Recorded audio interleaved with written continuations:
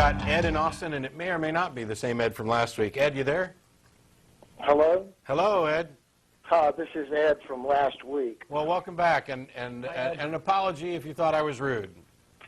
Well, I apologize if I was snotty, as you said. Fair enough. Let's begin again. Well, I don't want to really recap what was said last week. We could, but No, I had a couple. I know we're almost out of you're almost out of time. So there was a couple of points I wanted to make. The first was the challenge that I've heard you make, Matt, about a purpose that religion has provided for society that nothing else could have.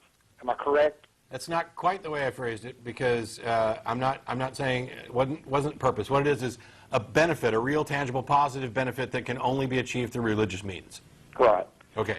Yeah. On a side note, I was going to challenge you to see if you could not hang up on me this week. Okay. I won't. Okay. Well, as long as you don't deserve it. Yeah. Just a little lame joke there. So have you got a response to that challenge in particular? I think I might. Okay.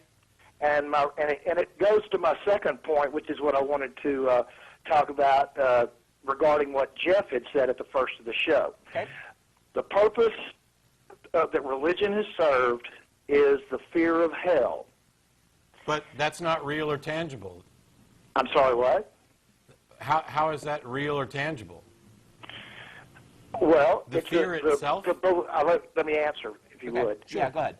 The belief in hell has made persons of questionable moral character be better people. I believe this has been necessary throughout the ages